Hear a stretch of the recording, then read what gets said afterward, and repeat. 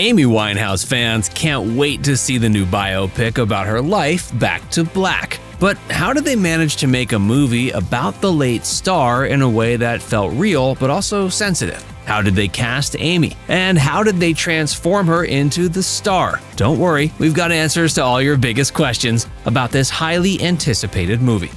Amy Winehouse was such a big star that there has been a lot of media about her life, and many of us know a bit about her story. As a result, the director of Back to Black, Sam Taylor Johnson, was set on this biopic telling her story from a new perspective. In an interview with Empire, Taylor Johnson explained, quote, "We really wanted to do it from Amy's perspective and through her eyes, to take us on the journey through her music and through her words, so that we're back with her." Taylor Johnson wanted this film to feel more personal and have a different tone from the 2015 documentary Amy. She said, quote, "Rather than the documentary, which is very much outside looking in, I wanted to feel like we were with her in her creative process." As a result, an important part of telling this side of Amy's story was focusing on her life and the music she made rather than her tragic passing. Of course, without Winehouse herself here to help with the writing process, artistic liberties were taken. I'm not sure she's the real Amy.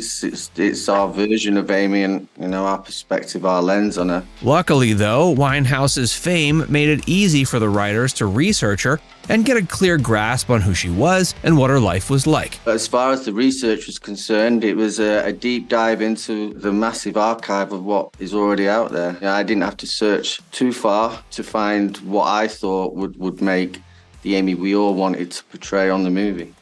Researching the real Amy Winehouse and writing their version of her was one important aspect of bringing this film to life. Without the perfect actor portraying her, though, it just wouldn't work. Luckily, the minds behind the movie found Marisa Abela, and they knew right away she was their Amy. According to Sam Taylor Johnson, quote, "Most auditions, people would come in either with the headscarf or with a bit of a slight back comb. Marisa came in as Marisa. Absolutely no cat eye makeup or anything. Surprisingly, this made her seem more authentically Amy Winehouse than the others." Taylor Johnson explained, quote, "I turned on the camera and she looks down the lens and literally we all just went, what? We'd seen some brilliant impersonations, but Marisa managed to bring every fiber of her being in alignment with who Amy Winehouse was and is to many people. She inhabited her." Abela's authenticity made her a shoo-in for this role of a lifetime.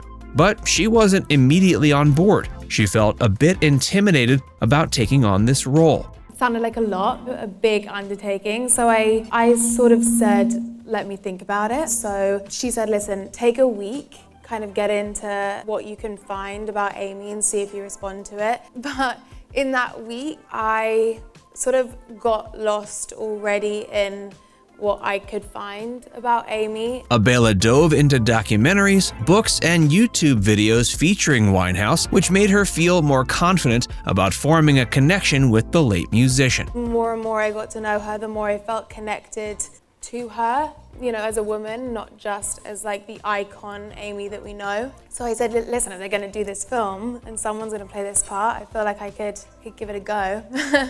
Once Marisa Abela decided she was the right person to play Amy Winehouse, she had to get to work, figuring out how to embody this larger-than-life icon. According to her, she had 4 months to really focus on embodying Winehouse. Luckily, Abela quickly found that she and Winehouse had a lot in common. When I started to look into it, she just made a lot of sense to me. She was like a young Jewish girl from London who had a lot of gumption, and our sort of family situations were quite similar when growing up, and I understood that need to be seen. Having common ground with Winehouse in her younger years helped Abela to portray her, and now Winehouse will always stick with her. Her essence, I think that will stay with me forever.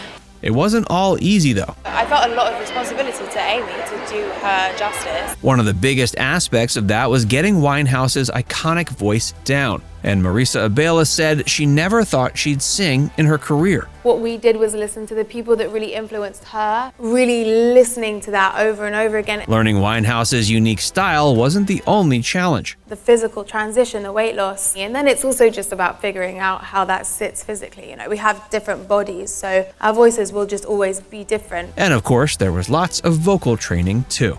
While portraying Amy Winehouse was one of the core elements of pulling off this film, she wasn't the only real person who needed to be portrayed well. Jack O'Connell plays Winehouse's partner Blake, and from Sam Taylor Johnson's perspective, getting this character right was just as important. In her words, quote, "This is Amy's perspective. Who she loved was who she loved," says the filmmaker. When it comes to Blake, quote, "Within their relationship was just pure love, albeit toxic or not. This was her love story. It was destructive, absolutely." Casting and embodying the roles in this movie was clearly vital to telling Amy Winehouse's story. But Back to Black was also led by a team of women, which is a great way to tell the story of an important woman from her own perspective. It was really fantastic the way that came together, and it wasn't a mission statement or a remit or anything to do that. It just so happened you look for the best people for the job. The ladies just kept rising to the top. And there was certainly something special about having women make this movie together to tell Winehouse's story in a new way. We all felt that we were there wanting to do the best for Amy. Are you going to see Back to Black? Do you think the casting of Amy Winehouse was a good choice? Let's discuss in the comments. And for more videos about the most exciting upcoming movies, be sure to like and subscribe to The Things.